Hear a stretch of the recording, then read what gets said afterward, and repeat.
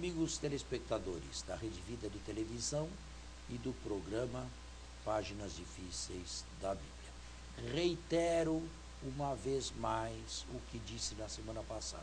Há muitas pessoas que nos chegam e, padre, não posso assistir o programa, é hora de trabalho, não estou em casa. Ligue a televisão, acesse o site, na internet, acesse o site da Rede Vida, que você terá lá todos os meus programas. Tanto este aqui, Páginas Difíceis, quanto o Pão Nosso de Cada Dia. E os outros programas também, que a Rede Vida coloca no site. Certo? Isso mesmo. E agora? Paramos no capítulo 15, padre. Estávamos iniciando o capítulo 15. Nenhuma pergunta mais? Acho que o senhor esclareceu. A semana passada encerramos bem, né? Estava bem claro, né? O senhor esclareceu bem o tema de inserções tardias. Se me permite a leitura. Capítulo 15 do Evangelho de João, versículo 1 em diante. Eu sou a verdadeira videira, e meu pai é o agricultor. Veja, isso não tem nada com o que veio antes, não é? É um outro tema. Todo ramo em mim que não produz fruto, ele o corta. E todo o que produz fruto, ele o poda, para que produza mais fruto ainda. Bem, vamos parar aqui e vamos fazer uma reflexão. Eu sou a verdadeira videira. De si, o texto não se contrapõe a uma falsa videira. Eu sou a verdadeira videira porque ele disse no capítulo 14, eu sou a verdade. E aqui é a verdade, a verdadeira videira. Uma videira possui um tronco e possui diversos galhos, que nós chamamos, que o texto chama de ramos, não é? Onde nascem os cachos de uva. É interessante, nenhum outro texto, além de João, fala de uma união tão íntima do cristão com Jesus como este aqui. A ligação, a união entre a videira e os seus ramos é uma relação vital. Os ramos não estão ligados à videira de maneira artificial. E os ramos todos recebem seiva da videira. E não há solução de continuidade entre a seiva que provém do tronco e que alimenta cada um desses membros aí. Secundariamente, é possível que o texto seja uma alusão a uma falsa videira, a videira da sinagoga, ou a videira de Israel. Secundariamente, aquela famosa videira que não produziu uvas boas, mas produziu uvas azedas. Isaías capítulo 5, né? Nós conhecemos o texto aqui, mas eu acredito que o primeiro significado seja este: a união entre Jesus e os seus é tal que pode ser comparada a uma videira que tem os seus ramos perfeitamente unidos a ela. Agora, o texto fala em poda. O pai poda uns ramos e poda 2 vezes. Interessante, na Palestina, a primeira poda se dá nos meses de fevereiro e março. Depois do inverno, pouco antes da primavera. E a segunda poda se dá no mês de agosto. A segunda poda é para podar ramos pequenos que não chegaram a desenvolver muito. Então é preciso cortá-los para que eles não sobrecarreguem a videira e os cachos, melhor, os ramos mais grossos se encham de mais cachos. Portanto, aqui nós temos bem uma prática usual da Palestina em duas podas. Mas é claro que aqui não se trata de agricultura. Por que que o pai poda? E por que que o pai poda duas vezes? Para que se cresça e se dê mais frutos. Antigamente se dizia para que se tenha uma vida sempre mais frutuosa. Não acredito que essa seja a verdade, porque para João, estar em Cristo e levar uma vida frutuosa são sinônimos. Ninguém pode estar em Cristo sem levar uma vida frutuosa. A vida frutuosa é a condição sine qua non para se estar em Jesus. Se não se leva esta vida, é sinônimo de que o ramo não está sadio. O ramo é absolutamente morto. Agora, uma pessoa em Cristo pode crescer sempre mais. Alguém aí não está em Cristo. É uma referência velada a Judas Iscariotes. Esse foi podado, lamentavelmente, podado para sempre. Não estava destinado a produzir frutos. Agora, repito, vida virtuosa e união com Cristo, para o quarto evangelista, são duas coisas que vão juntas. Melhor, uma vida frutuosa, com bons frutos, é a maneira de eu perceber que dentro de mim está Cristo. Se o meu exterior for carregado de boas obras, vamos usar uma linguagem mais paulina ou mais sinótica, se o meu exterior for carregado de boas obras, então eu posso inferir o meu interior como sendo um interior unido e sempre mais unido a Jesus Cristo. Agora, o evangelista não tem, ele pensa em branco e preto, ele não tem ou não dá espaço para um meio termo, nem muito santo e nem muito pecador. Quem colheu bem isto aqui na antiguidade foi Santo Agostinho, ou na videira ou no fogo. Não há outra possibilidade para esse evangelista. Não tem uma terceira via. Não né? há. Se o texto fosse lido na época em que foi escrito, no final do primeiro século, os que estão fora da videira, os ramos que não dão fruto, seriam os anticristos, os hereges pré-gnósticos que deixaram a comunidade.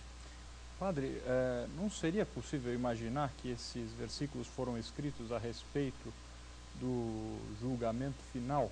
E aí sim não haveria espaço para os tons de cinza, porque nós estaríamos Não. Para João, a vida cristã, o julgamento já se dá neste mundo. O julgamento para esse evangelista aqui é um julgamento que passa diretamente e presentemente pela sua consciência. Se você está unido a Cristo, você passou da morte para a vida.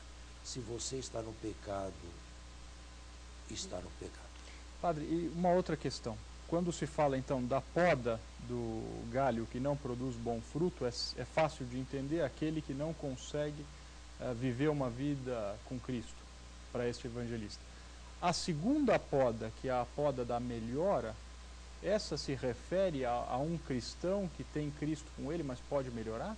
Essa segunda poda é exatamente a poda daqueles que ainda podem carregar-se mais de frutos. Isto significa que enquanto estamos neste mundo, nós podemos sempre crescer um pouco mais, ou sempre crescer mais. É uma bela teologia, hein, padre? Podemos, sempre podemos crescer mais. Quer dizer, há sempre a ação do Pai que poda. E sabe, para não ficarmos muito em teoria, o Pai poda das maneiras mais diversas. O Pai poda através de uma desilusão que a pessoa tem. Morte O em Pai família. poda a partir de uma morte. O Pai poda a partir de uma doença. O Pai poda a partir de um encanto que desapareceu. São muitas as maneiras da poda. Agora, é claro, toda poda no momento em que é feita é dolorosa. Porém, Deus poda para que se cresça mais. Mas estão sempre unidos a Cristo. Se não estiverem unidos a Cristo, neste evangelho aí, não há lugar para meio termo. Aí é para o fogo. E é muito interessante, o senhor falou agora que poda através de uma doença. E quantas pessoas que sofrem de alguma doença grave e com Cristo não pedem por elas, pedem pelos outros e continuam rezando pelos outros. É muito interessante. É um isso, exemplo. né? Outro Vamos fazer o intervalo e já voltamos. Muito bem, estamos de volta e parece que não avançamos muito não, né? Não, ficamos aqui até o terceiro versículo, mas a conversa avançou bem. Né? Então, O estudo avançou bem. então vai. Ricardo. A partir do terceiro versículo. Vós já estáis puros, por causa da palavra que vos fiz ouvir. Permanecei em mim, como eu em vós. Permanecer em mim. É mais uma maneira de falar da videira Da videira. e dos ramos. Como o ramo não pode dar fruto por si mesmo, se não permanece na videira, assim também vós, se não permanecerdes em mim. Assim também vós, se não permanecerdes em mim. Eu sou a videira e vós os ramos. Aquele que permanece em mim e eu nele, produz muito fruto, porque sem mim nada podeis fazer. Sabe que esses versículos aqui foram os mais importantes para se construir na Idade Média a famosa teologia da graça? Teologia da graça, sim. Esses versículos aí. Sem mim nada podeis fazer. E, portanto, uma teologia da graça contra os pelagianos e contra os semi-pelagianos, que imaginavam que o homem, ao menos naturalmente, pode fazer alguma coisa meritória. Sem mim, nada podeis fazer. Agora, atenção, nós podemos fazer muita coisa sem Cristo. Em primeiro lugar, pecar. Claro. Em segundo lugar, nós podemos estudar matemática, física, química, línguas, direito, tudo o que quisermos, sem Cristo. Nas grandes universidades, não se pergunta se você é cristão, se crê ou não crê. Se lê sua prova, se vê se sua prova está bem feita, se passa pelo gabarito ou não. Nas coisas deste mundo, nós temos autonomia, mas no que se trata da nossa relação com Deus e a vida eterna, então nós não temos nenhuma autonomia. E a prova disto é que todo o nosso ímpeto acaba com a morte. E o que uma pessoa pode dizer na hora da morte? O que uma pessoa pode dizer 1 minuto ou 1 segundo antes de morrer? Em tuas mãos entrego o meu espírito. E mais nada. E nada mais depende dele. Acabou tudo. Acabou toda a sua atividade, acabou sua retórica, acabou tudo. Tudo o que ele fazia neste mundo aqui acabou. Quer dizer, sem mim, no sentido de estar na vida de Deus, estar na vida da graça, caminhar-se para a vida eterna, sem Cristo, absolutamente nada. Não, E é por isso que os sinóticos, esse texto aqui, não se afasta muito dos sinóticos que falam que se não tornarmos como crianças, não entraremos no reino dos céus. Não, imitar o capricho da criança, a imaturidade da criança, isso não, mas a dependência da criança. Nós somos dependentes até na vida, né? Esta vida aqui não é uma vida autônoma. Não fui eu que me decidi a nascer. Não fui eu que me decidi a nascer em tal família, a ter tais pais. Não fui eu que me decidi nascer no Brasil, ou nascer em São Paulo, ou nascer no ano que nasci, ou falar a língua que eu falo. Eu não decidi nada. Foi um outro que me deu a mim, até na minha própria vida. Um outro me deu a mim mesmo. Não é? Padre, acho que a teoria da graça é muito bonita. O senhor poderia brevemente, em alguns segundos, explicar para o telespectador que não sabe o que é a teoria da graça, a teologia da graça? Bom, a graça incriada, evidentemente, se parte dela é o Espírito Santo em nós. Mas a graça, se em poucas palavras também, é aquela ajuda, em primeiro lugar, antecipada, em segundo lugar, concomitante, e em terceiro lugar, que prossegue e que me leva a realizar aquilo que Deus quer que eu faça. Ou seja, Deus se encarrega de me incutir ou de me inspirar o que Ele gostaria que eu faça, me sustenta e me dá forças no momento de eu agir, e leva e conduz aquela ação a um bom término. De tal maneira que a ação é minha, mas é mais de Deus em Cristo do que de mim mesmo. Porque na sua origem, na sua sustentação e na sua meta está Ele.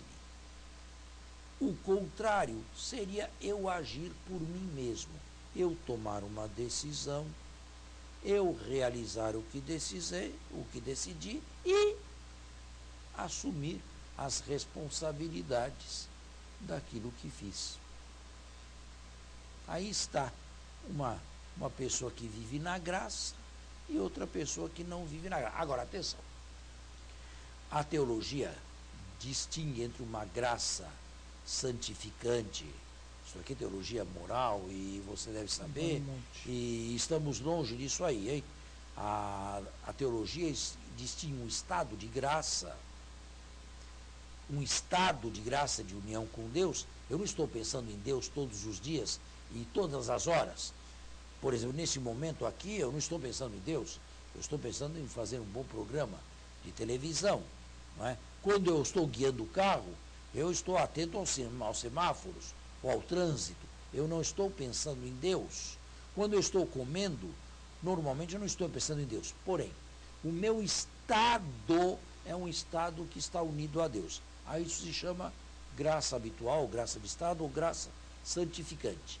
Agora, além disto, Deus me dá graças especiais para que eu realize determinadas obras que são do seu agrado. Por exemplo, uma inspiração para que eu faça uma determinada obra boa. Quantas vezes eu já recebi isto aqui? É uma coisa na hora, é uma coisa momentânea. Ou então, uma inspiração para que eu vá lá e ajude aquela pessoa de quem eu não estava nem me importando, porque está precisando de mim. Estas aqui são graças atuais, não é?